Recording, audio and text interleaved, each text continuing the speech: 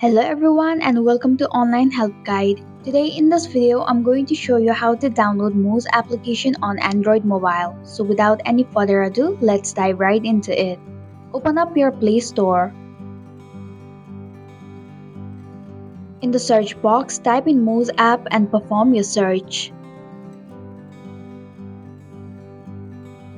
Tap on the Moose application. Then tap on the install button to begin the downloading process. It'll take a while to download the app.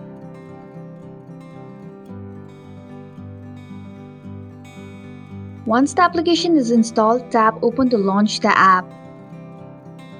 And that's it. Thank you for watching the online help guide. I hope this video was helpful. If it was, please hit the like button and comment if you have any questions or feedback.